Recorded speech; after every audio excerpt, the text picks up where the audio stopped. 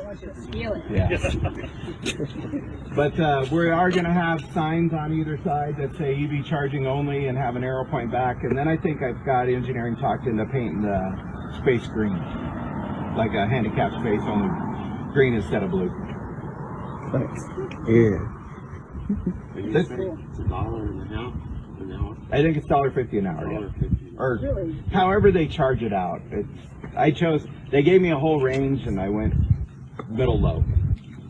You know if this is part of the load for this building? Correct.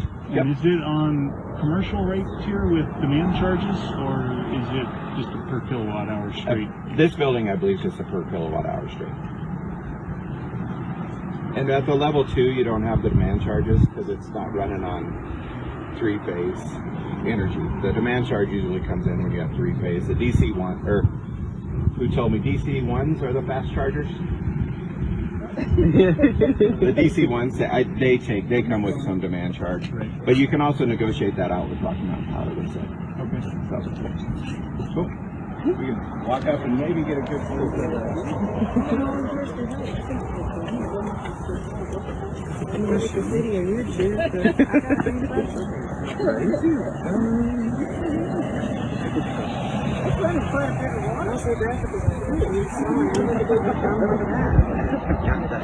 I'm Jerry Friday. Nice to meet you. When you're getting ready to go next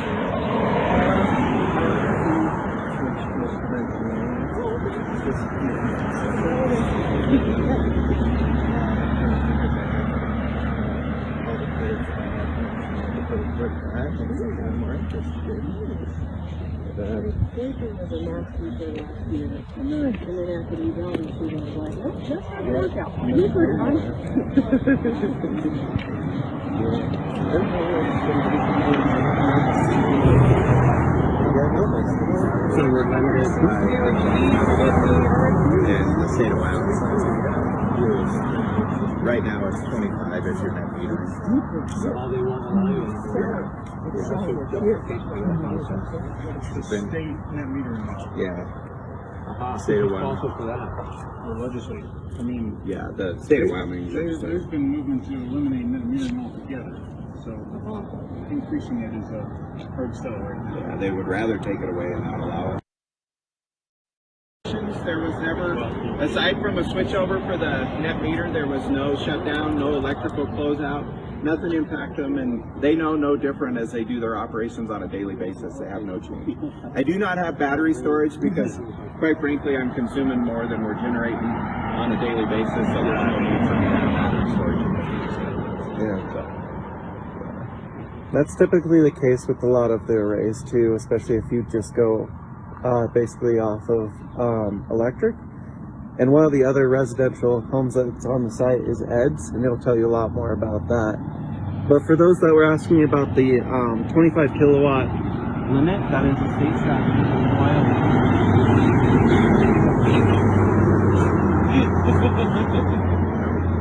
But there are loopholes that exist within net metering because you feed that back to the system essentially. We have some brochures back at the little table if you want more information on that. And on the website too. And on the website too, yeah. Cool. Any other questions? No? No? All right. Well, I think we're about time for moving to the next one, which We're is... on schedule, and we'll be going to Tri-Hydro. So just for anybody that doesn't quite know where that is, we're going to go down here, hang a left on Snowy Range Road, and then go down past the McDonald's, and it's a right on Adams Street. And I'll be driving a silver Subaru with a couple bike racks, but no bikes on top. And I'll just try to go slow enough for the group to hang out and keep in sort of a caravan. If anybody wants to jump in, we've got a couple cars with smoking seats. Myself, Rob.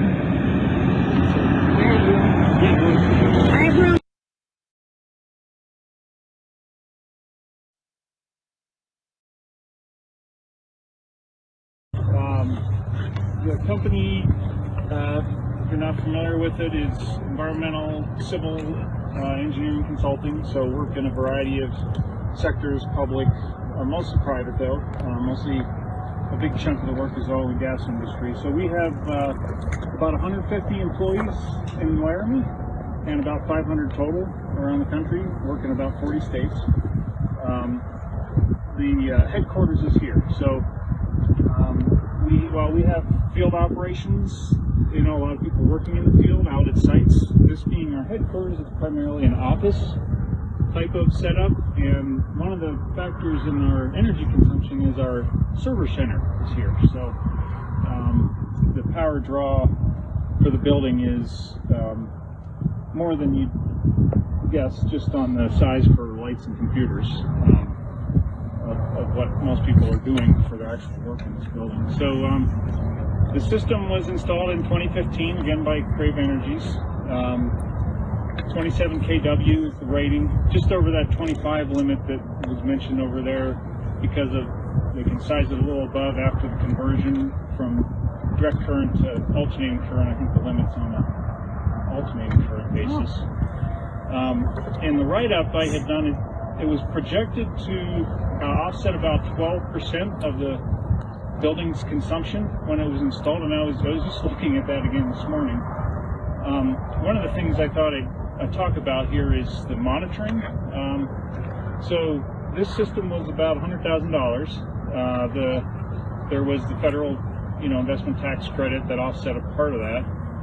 As a private business, it's not eligible for the Blue Sky grant program that Todd talked about the city got, but there is, under the U.S. Department of Agriculture, a rural energy that the Triger was in. The limit is 500 employees to qualify as a small business. So we were under that, eligible for that program.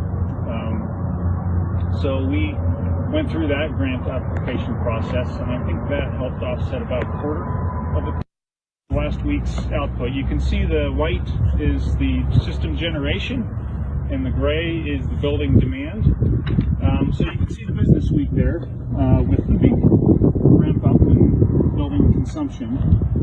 This being a commercial rate structure, there are demand charges, which actually drive close to half of the cost of power consumption. So, commercial rates here are different than residential. I think the per kilowatt charge is lower, maybe 2.5, 3 cents a kilowatt hour, which is like dirt cheap on a national comparison basis. But then for each kW of demand, and they measure peak demand based on the maximum draw you use on a rolling 15-minute interval basis across your billing period. So as you can see there, I think our peak is about 50 kW during business week. We'll go up close to 60. So that kilowatt hour demand charge is about 16, 17 bucks per kilowatt. So 70, whatever that is, 70 times 15 is almost $1,000 and a month. And so if that system generation coincides well with when the peak generation demand is occurring, that can significantly defray the amount of peak demand charges that you pay. Now the catch is that during a month-long billing period, if you have a day when the system's producing very little, your peak consumption charge, is still going to be, it's not going to be as offset. Do you know what that means, a peak consumption charge, and what these correspond to? Is that nighttime? No, the gray is the peak demand period, and the white is the system generation. So on the right scale, there's the kilowatt. So you can see the peak demand for this building is up to in the mid 60s kilowatts. So that, but we usually do see. So when Creative Energies price this out for us, you don't really know exactly what your peak demand profile is going to look at, like relative to your system generation. So they did not project any cost savings based on defraying peak demand charges, and they estimated a payback period of maybe 15 years based on our net system cost and the rate tariff in place at the time. So we, on an average month, even on a very cloudy day, like if you can see at the right, like a week ago, we had some very clear sunny days where you have that nice clean generation profile, sunny all day, systems generating power all day. But then when it's cloudy, like yesterday, you just get that low little lumpy thing over to the right. So that just shows you how, on average, you're only going to get a few kilowatt hour peak demand charge, because typically you're going to have a cloudy day sometime during the month. And obviously, like in the dead of winter, if you get a heavy snowfall, then you get nothing. So in the winter, you're going to have months where you get no peak demand offset. But one of the things is, we were looking at this system, they recommended we get a more robust monitoring system that can give us this kind of real-time information, and that helped us assess, okay, how much are you actually saving? Because the utility, how they calculate your demand charge, like, they don't share that with you. You can't go online and just look at that. You need, so I think we paid a couple thousand extra to have that more detailed monitoring. But another thing they pointed out is you can look at that relative to managing your loads, your operations. Sure. So that helped us understand better. And as I, started looking at this with our IT group, they were like, oh, we were thinking about some changes to how we run our servers. So that gave them some ideas on how to save power costs by reducing power demand. They had been looking at some changes to how they run their servers anyway, but then when they realized, oh, this will save significant power costs in addition, that helped them make the decision to go ahead with implementing those changes. So, I think I was looking at, since the system's been installed, we've offset more like 15% of the total power demand. So we've been, and by having this monitoring detail, we've been able to reduce our total power consumption, because it gave us insights into how the building runs. And one other little interesting thing I've noticed is, if you just look at the business week there, you can see the building consumption was the most on Monday, Tuesday, Wednesday. And then it started to drop a little on Thursday and Friday. So there's people, maybe they're working from home, but you wonder, people aren't working as hard as the week goes on. Work with it. Yeah, well, doesn't get down to the individual person, though. That's why a lot of European countries don't work on Fridays anymore, for that exact reason. Well, yes. There are smart panel boxes, but then you can track consumption for each single outlet at each appliance. Yes, and that's another level that we didn't go to. But yeah, you can't do that now. But then your employees are coming out. Yeah, I don't know how there's probably pros and cons. So when you guys put this in, did you put anything in to recover electricity from heat loss or from conversion and stuff, or did you just put paneling directly through the inverters into the system? I'm not aware there's a way to reduce that conversion loss from DC to AC. Well, it wasn't done here. Okay. It can be done after the fact, though, at the junction boxes. Okay. That'll save you another 10 to 28% on your electric costs, on the energy costs. Well, I thought the demand, the conversion loss is roughly 20%, something like that, from DC to AC, as I understand it. Something like that. So that'd be your max. So, well, you recover that part of it, but you also condition electricity as part of it. So you smooth the sine wave out, so it's not peaking and breaking up, and that increases that a little bit as well. Right. Okay. Good to know. So any other questions? When was this installed? 2015. Okay, I understand. So 7 years. 7 years. Oh yes, I meant to mention that. So I think with the demand charges offset, we're looking at about an 8-year payback. So we are actually close to having saved enough money to pay that upfront installation cost, and then it's all gravy from there. So, and this was done as a part of, the company has a state sustainability program, looking at all aspects of its operational footprint. But another facet that I think ties into that is employee recruitment. Like, it's just something that we can, show to prospective employees that the business, is investing in this, and that can help in attracting and training, good people.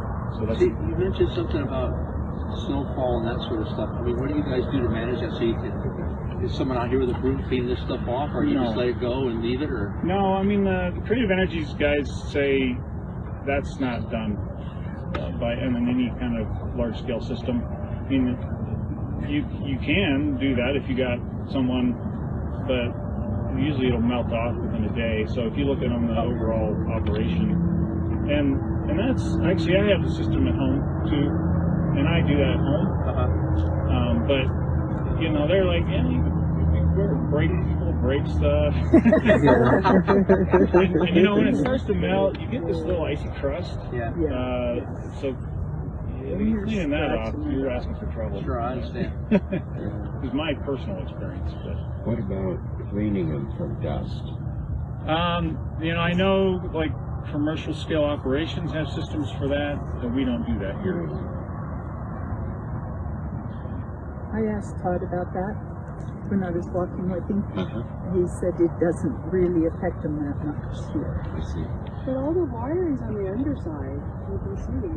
So that top surface, you could clean the same way you clean with glass cleaner. Yeah, well, you need equipment.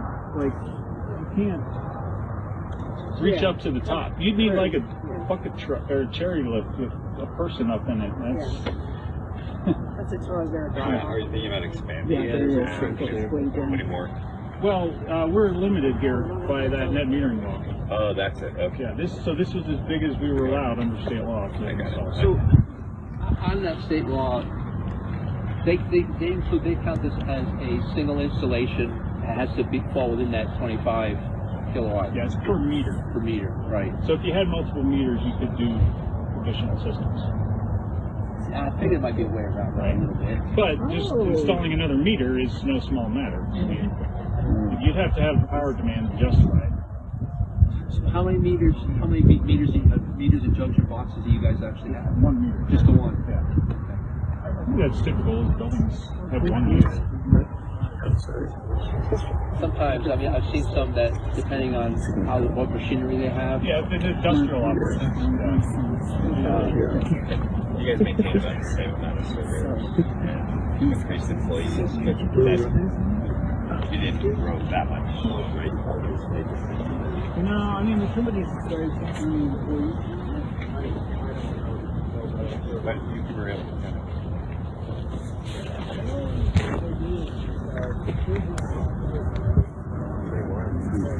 That's actually pretty sturdy wind protection.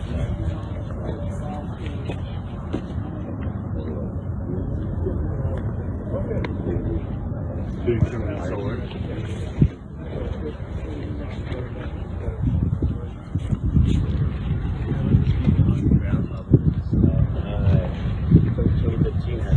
Have you had any? No, we haven't. Okay. Where are we going next? More materials and expense. You can keep The ground thing here, we have a bunch of engineers that are owners of this building, and they just didn't want to mess with the membrane roof. Sure. I mean, it's done safely all the time, but just you have this conservative mentality, which this is fine. I mean, I didn't even notice it when I ride my bike by. yeah, it's kind of out of the way. So Keith, it's been an awesome and juicy conversation here, and thank you for your time. I'm the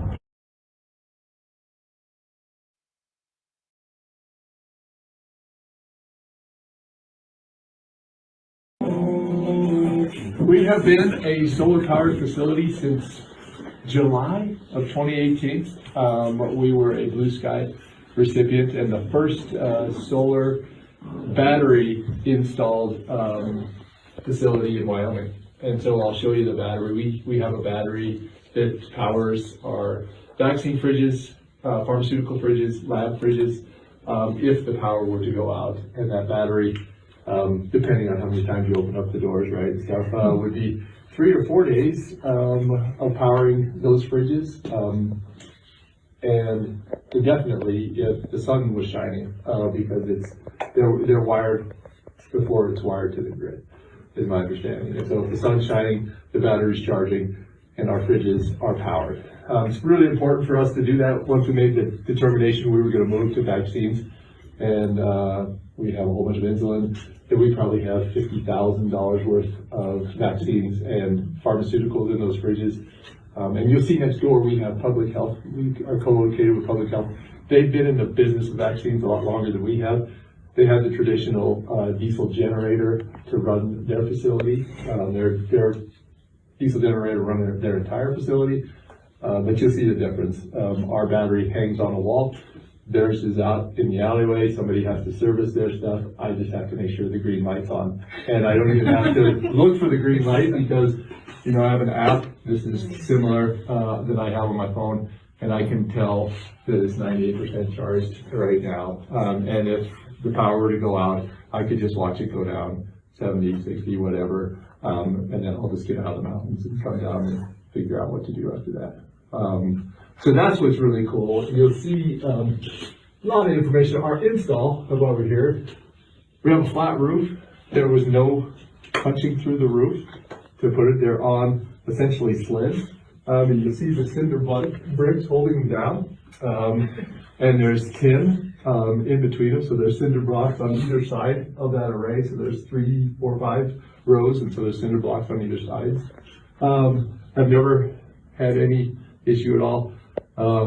Josh and I were talking, it was, I don't know, 5 hours from the back of the trailer to the top of the building to being in place. The electricity, you know, that took a bit longer, but once they came, it took probably a week before we were ready to go. It just took us a while to get the ability to split the switches. And then what I think is remarkable, since we've been doing that, I think that curve is just amazingly, remarkably consistent to me. That's something you can build a system on, right? You're within small standards of deviation each month, and that is over 4.5 years. So that is really interesting. When we got this facility, blue sky, you can't have 100% of your facility on solar energy. So we set it up and then changed all the lights out to LED, and now we're way over 100%. So we return energy back to the grid at the end of the year. And if you guys know how that program works, you send it back to them in wholesale. I wish we could go on the July to June cycle, because then we would never pay any electricity, but we pay in January, February, March, because we don't have the bank built up of the net metering. It's really important, I think. My little political plug here for net metering to continue. This is a beautiful place for solar energy, Laramie, Wyoming, whatever, and that allows people to put it on. And so you're not allowed to have 100% solar? Is that just... They don't build the solar array to 100% of your solar use. And that is to... I don't know, it's one of their deals, I think. It's a grant stipulation? It's a grant stipulation, okay. Yeah. And so they pay for 85% of our install. So, you know. They gotta keep cold. Yeah, well, it was, I don't know what they think about it, but once we went to LED, that kind of went away because we are way over 100%. Any questions? I'll walk you through. You'll see how small the battery is. Sure, go ahead. So it sounds like the panels are on a floating array out there. So is it secured down? The center blocks are secured, or is it just sitting there sheltered from the wind directly, and it's not secured? I mean, how do you guys hold it on the roof? That's the cinder blocks hold it on the roof. There's big strips of tin that are attached to all the back of the panels, both fore and aft. And then the panels aren't, I think they're 20 some degrees. So if they were to be optimal, they'd be like 40 some degrees. Right. And I think that was wind loading Right. to talk about. And then we do have a little bit of a lip down to our flat roof. I saw that, yeah. And so that allows that to keep wind, but there is no, guide wires to the side of the building. And they've held for 4.5 years, and we've had serious winds in 4.5 years. So I haven't even heard them move, right? And occasionally I'll go up and clean them. And I can't imagine they've even moved. So do they spend a fair amount of time under the snow in the winter time, or do you guys kind of brush them off, or does it melt off fairly quickly? It melts off really quickly. There was a big snowstorm last year, so I just got up there and shoveled stuff off. So yeah, but it's no big deal. Yeah. You mentioned the crediting dates and when they start and how it can help if they shifted. Could you just talk a little bit more about that? In fact, I forget the dates that actually starts and why it would be better to start. Said in June. You're right. Yeah. So it goes January to December, and of course you're not making a whole lot of solar energy in January, February, and March, but you're making a ton of it in July, August, June, September. So January to December, you end up turning back kilowatt hours, and then you start at zero in January, and so your system just doesn't make that much in those months, and so you're paying for electricity January, February, March at the retail rate, and then you're turning it back in December at the wholesale rate, and you lose about 10 cents a kilowatt hour in that thing. But if you had by July 1st to June 30th, I don't believe we would need to buy any electricity ever. If you could bank during those times, I don't believe you would. That's the utility's future-proofing to make sure they can stay in business. So what determines that date? Like your fiscal year calendar? The utilities Yeah, it'd be better to determine the that. fiscal year. Yeah. And I don't want to be negative entirely, because I've worked with Rocky Mountain Power and they know the future, right? And they're just in a really, Wyoming's a difficult climate to say, hey, this is the future and we need to do something differently. So, but they know that, the people that I've met know that, so, yeah. Anything else? Yeah, please. Keith, go start. Okay, thank you. Yeah, sorry about the shirt, I'm just going out, knocking on doors after we're done here, so, yeah, so, but, anything else? We'll walk you by, you'll see how unimpressive and how unobtrusive the battery is. Can you put the graph up again? I want to go up and see what the colors mean when I'm closer. Those were years? Those are different years and months, and you can go, of course, but it's always kind of a cool thing is the emissions saved over on the right, equivalent to the trees planted. So, since we've had it up, it's equivalent to 507 trees planted. So, yeah. What's this app called again? This is Solar Edge, so this comes through your inverter. And I can't remember if we're a public, you can go into Solar Edge and see arrays that are public and just dial them in and see what they're producing and, get a lot of this similar information. Yeah. Thank you. You bet. It's a really cool opportunity because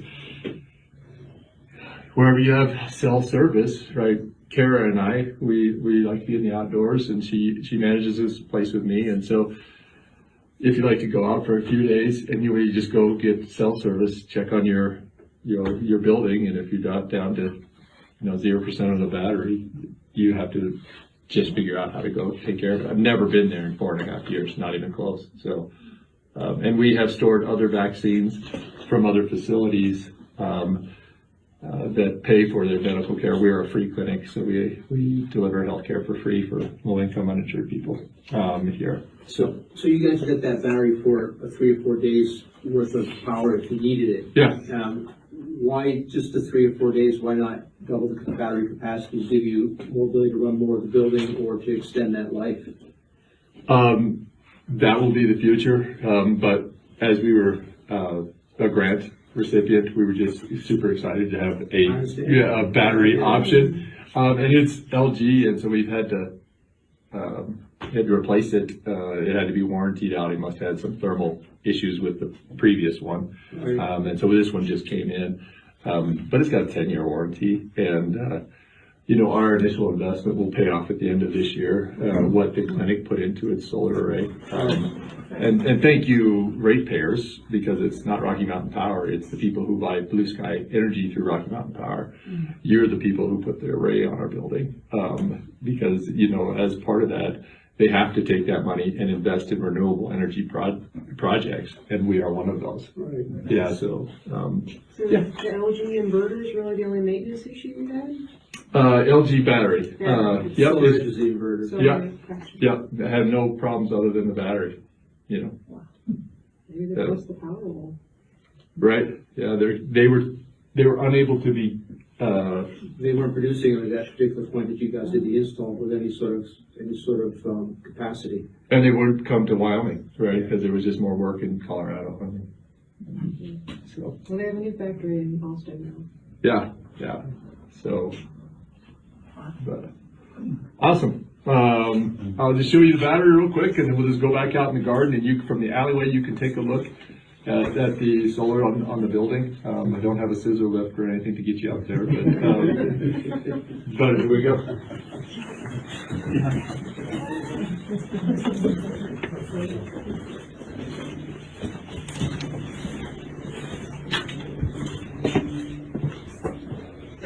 That's it. What's the capacity? 10 kilowatts. Yeah. And that is it. This is just the battery. These are just half the fridges that it powers. The other ones are in our pharmaceutical. It's just really not that impressive or that obtrusive, actually. It's really cool. It's the gray thing against the wall there, attached to the wall. That's amazing. Yeah. And the inverter is against the wall. Obtrusive, it is. Yeah. When you have a small thing, you gotta do it. Oh, this is great. Yeah, it's still kind of growing. So, we're about ready to shut it down.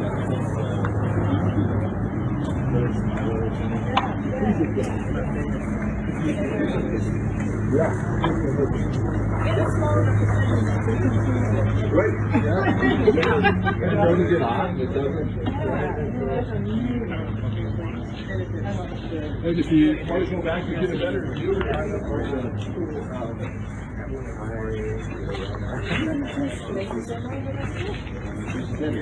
they're just sitting there. Which they really are low. I mean, like 20%. Yeah. But it's. Yeah. Walked right So we into just you get more. Yeah. Yeah, and the panels are not expensive. Oh, I see. Right? Yeah, you can barely see them. They're not at the ends that have westerly blowing winds. So Yeah, and they're very I guess if they were much a low angle. 30% less, but they might be blowing on the flag on the roof.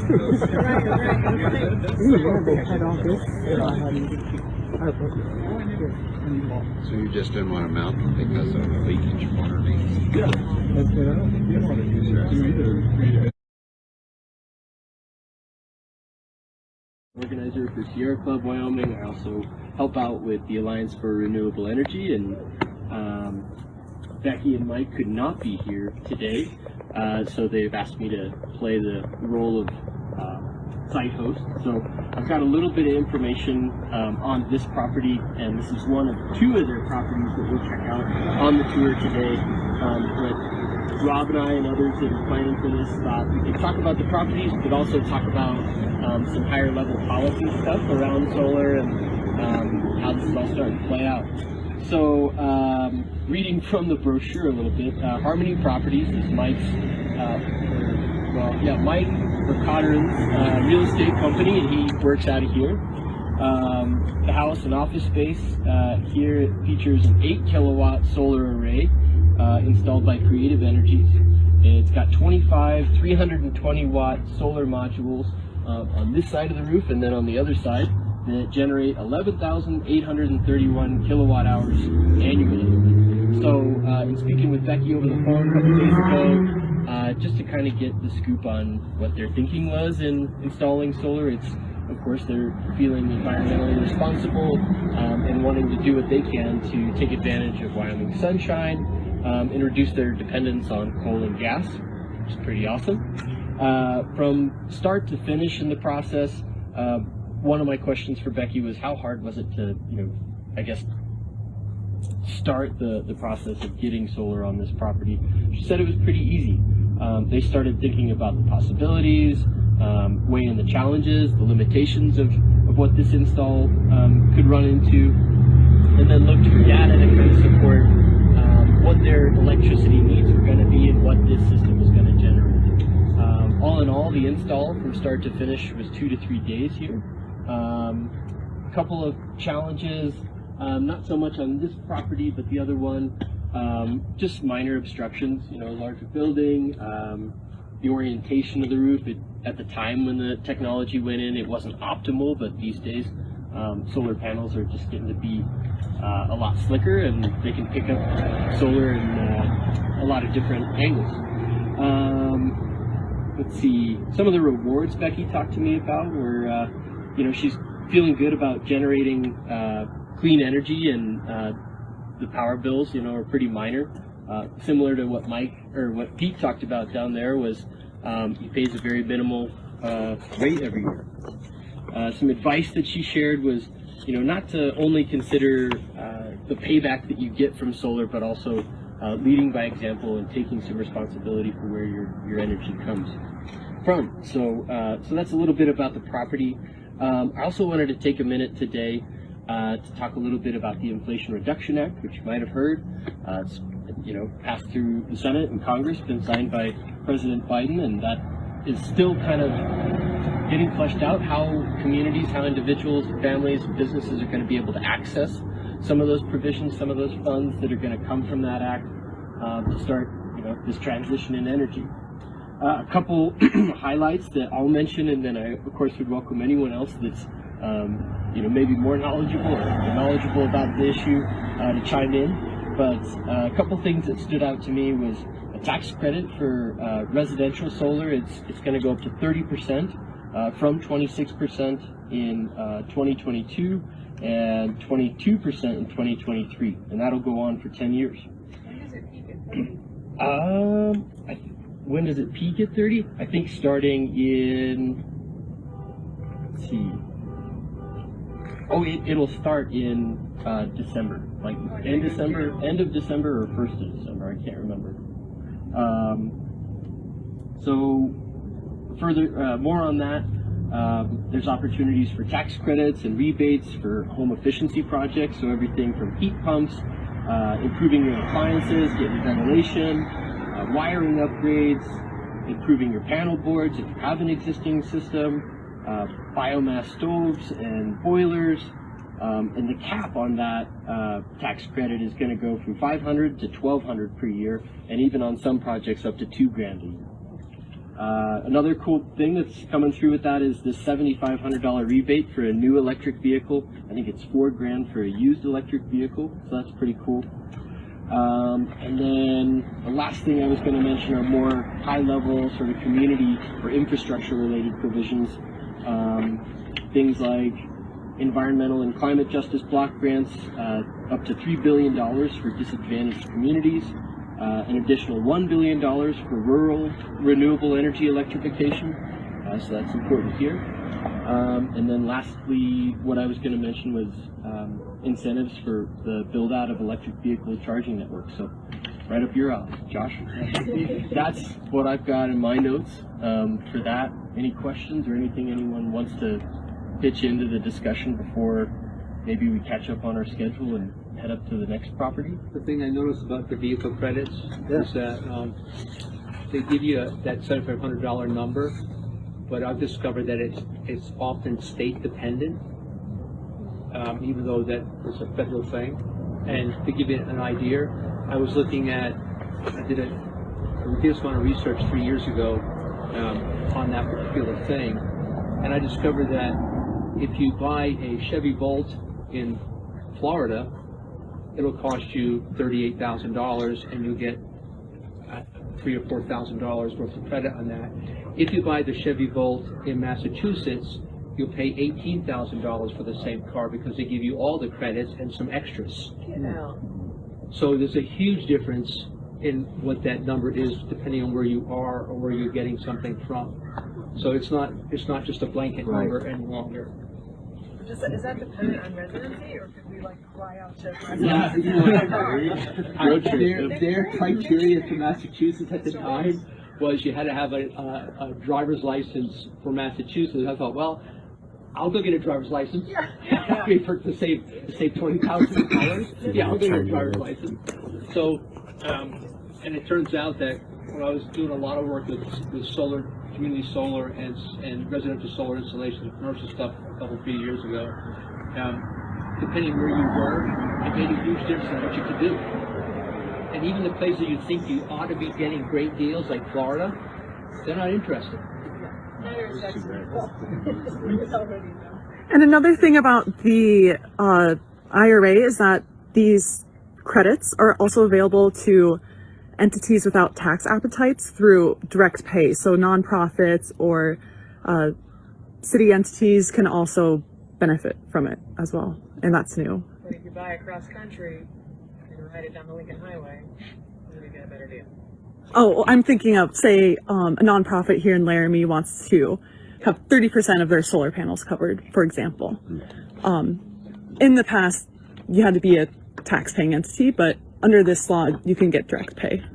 So that's kind of nice. So, Connor, the other thing I wanted to ask is, so they've got a you say 8.3 kilowatt array? Yes. So, or yeah, 8 kilowatt is what okay. they've given us here. And the state kind of mandates this 25 kilowatt deal. So I mean, if they had the roof space, they could have put 250% of their energy requirement and still be within the legal limit or restriction. Right. And I like that you're going in that direction, because actually at the next property, I think we'll be talking a little bit about these net metering limitations and restrictions and what that means. Well, one of the things that's important that you didn't mention that she had said about that the benefit is, the greatest benefit of all of this is it creates independence, because you're not tied to the system that's falling apart, and no matter what goes on, your family, yourself are sustainable regardless. And you have the opportunity to give back too. Absolutely, right? and that's important because things are getting a little bit squirrely at the moment. Yes, that's a good bridge point. Yeah. Did we know what the cost of the install was? That's something I should have asked. And another question that popped up for me was, like, how much are you offsetting with this property and the other one? And on that note, if there are questions today that we can't answer, we're going to keep a list of those. We'll get them answered. And if you hit up the sign-up sheet, we'll answer those questions in a follow-up email after the event. But good question. I did text Leo, who works with Creative Energies, a few days ago, just to say, is it asking too much to ask the question of, like, on average, what does a house solar install cost? And his answer was, yes, it is asking too much because there are so many factors, from trees to buildings to the slope of the roof, etc., that it can go everywhere between, I think he said between 15 and 25,000. That's helpful, but it's still big, a big range there. But that was helpful information. Starting at 15 makes sense. Yeah. Anything else before we giddy up? When did they do this? Shoot, I did not include that in the brochure, but I think, let's see when they did the other one. They did the other one in 2016, and I believe this was around the same time. Okay. So the next property is at 607 South 15th. So I think we can come pretty close, just going up Kearney here. And these were printed out a year ago in September. So if you look at the first page, you will see right at the bottom here, this is the instant the sun comes up. Unless it's a cloud bank, of course. But you start generating, and look at how the curve goes up past 1 kilowatt of generation, and that's when we're coming from the 10 panels on the east side. So your trade-off is, if you're facing south, you get very oblique rays when the sun first comes up. You have to wait till 10 o'clock before you start getting a high effect. My effect is immediate, goes real high when the sun's directly overhead, and then tapers off again as you get towards sunset. So you get really good power generation off of an east-west. So if you're interested, and you, because I've had people tell me, I've got an east-west exposure, it won't work. It really does. So that's what's on page 1. And I also wanted you to see that when you first, this is the home page when you sign in, it tells you how many kilowatts you've generated today so far. It tells you lifetime. And this was a year ago, and the system had already generated over 17 megawatts of energy. And then I'd replaced about 12, almost 13 tons of CO2, or CO2 equivalent. So it is an effective system, even facing east and west. If you turn over that page, and I double-sided this, you will see what it looks like for panels, and this is what's been catching up now that Cody went and reinstated my system. And it shows you that at this time of the day, on the 30th of September, which was almost exactly a year ago, the east panels were generating less, and the west panels were generating more because I did this in the afternoon. So I'd be getting strong west panel generation, and it would be starting to weaken. And the funny thing is, I don't know if you're familiar with the way the light scatters in the atmosphere. I was fascinated with this. I used to teach physics, so I've been looking at graphs and seeing all the neat stuff. You don't lose it as much because there's a lot of refraction light that still hits the panels. So even the clouds stop it a little bit, but they don't stop it that much. And then if you look at the third page, this gives you totals on the system. And please jump in and ask any questions. But I started in 2019, so if you look at the far right of the bottom curve, there was very little generated because you're talking about winter and the sun being way over in the south. But if you look at the next 2 years, they're almost identical curves when you average them out. And then if you look at the top left, you see that 642 tree equivalent, and they give you all these equivalents on the screen. And then at that point, it gives you a graph on the screen over here on the right that shows you what your total is by year. So anyway, and if this is too many numbers, tell me. I'm fascinated with the graphs that I can get and what the system is actually generating. And the flip side of this is a report of the hourly energy that was generated on the 30th of September a year ago.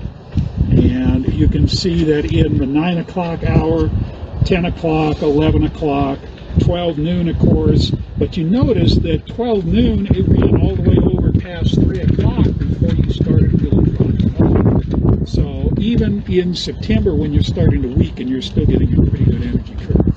So how much of your energy load are you getting from your solar? You mean for the house? Yeah, you get all of it, or? Okay. That was the other thing I was going to include, and then I ran out of time getting it ready because the energy right now is 100%, and it's sending energy back into the system. And I'm paying Rocky Mountain Power with a hookup charge for the privilege of doing that. Right. So what I wanted to bring out, and if you're really interested, I can show you, but my electric bill has nothing for and I'm making up these months, but starting in April, I take no current from the grid through October. Generating, I'm providing energy to my neighbors, and I'm having to pay for that privilege. Is there a requirement in Wyoming, and this is kind kind of an open question, because in Florida, they won't let you be off the grid. You have to be connected to the utility service in some way, period. In Wyoming, can you be off the grid, battery powered? They can take a flying leap. In the city too, Ed? What's that? In the city I don't think in the city. Now, I don't know about the city, because the city has a franchise, and that changes the rules, I've found out. But if you're living, there's people living west of town that I understand are totally off the grid. That's why you see they have windmills and solar, because a lot of times the wind's blowing all night when the solar obviously isn't working. You can definitely be off grid here if you want to, if you're outside of any municipality. You don't even have to get a permit. There won't be an inspection. The state doesn't care. Nobody cares. Yeah, because you're not influencing the grid or affecting the power on it. I have a follow-up question that'll take us away from that, so I don't know. Go ahead. I have one more follow-up on that before we move. Sure.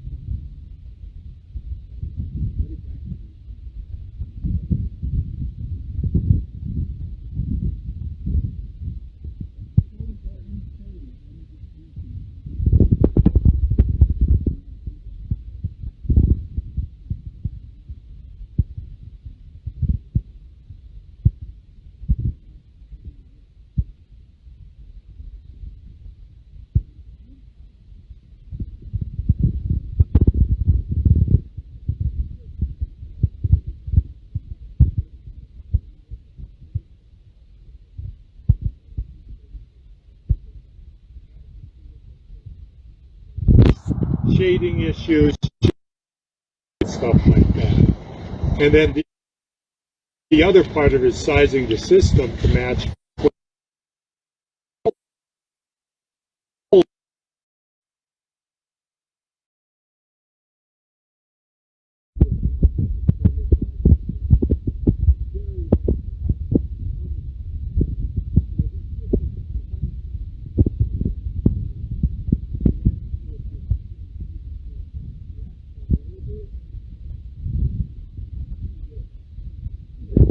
Waiting for permission from the utility company while they review all of our drawings and, all of the other information they want.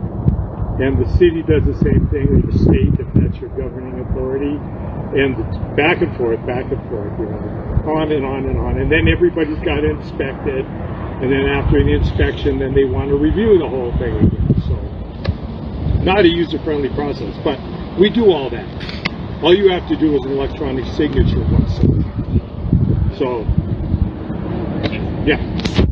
Peak usage is 85% of peak usage not calculated based on your winter heating usage. Pardon? So you mentioned if you wanted to have a system that would actually heat his home, that would max out the 85% you can do for grant funding. Why is that usage not calculated on what 85% of your winter electric bill would be? For minimizing your heat load, then you can maybe talk about solar being able to do it. But otherwise, just an average house, your roof isn't big enough to heat a house. When the panels on to heat a house of that size. Design your home for that. You got a lot better.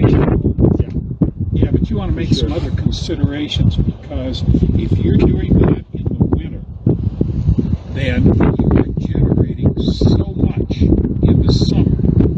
Okay, and if you're not familiar with Rocky Mountain's charging rates, Rocky Mountain charges on 2 tiers. Tier 1 is over 500 kilowatts per month, and that sells at about 5.5 cents a kilowatt. You go into Tier 2, which means you're exceeding 500 kilowatts a month, which is what my home does in the winter, then you're paying 12 cents a kilowatt. But you're paying But them? that's what you're paying for service from Rocky Mountain Power. Okay, before the solar panels, that was being paid, my electric bill was over $200 a month at that point. Okay, the problem with what you're suggesting that you run into is then in December 31st, they lop it off and they say, okay, now instead of us just sharing back and forth, right, which is what you do now, I generate extra, it goes to them, I need stuff, it comes to me, I don't get charged any surcharge. That's what they want to introduce down the road, but that isn't right now. When true update comes, everything that's in the bank, 1,000 kilowatts, 2,000 kilowatt hours, whatever I've generated over, is all of a sudden that's blocked off and I'm paid for it at 2 cents.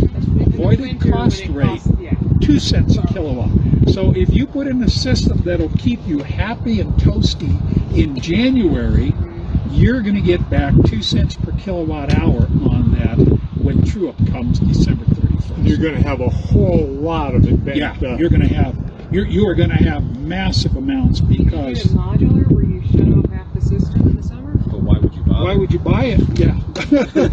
Yeah, but see, you're not talking about a cheap system. I mean, we're talking 7 kilowatt basically for $21,000. When I put these in, it's $3,000 per kilowatt. So, I mean, yeah, if Bill Gates is in your family genetics somewhere back in history, and you can tap into him, who cares?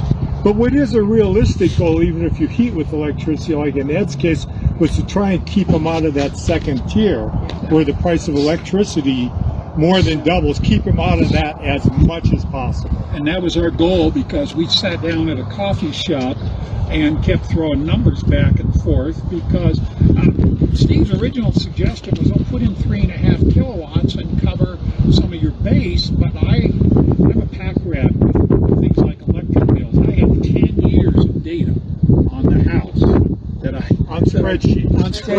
I spreadsheeted it.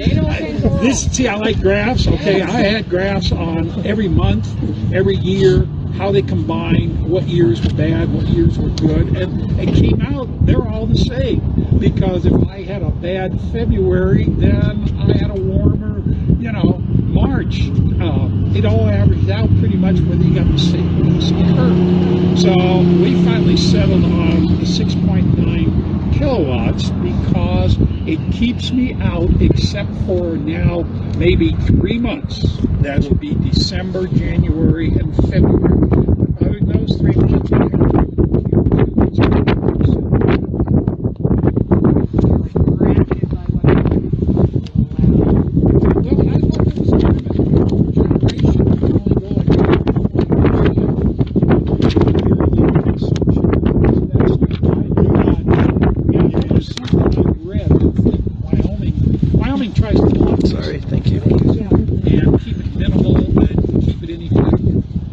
this is a very effective system.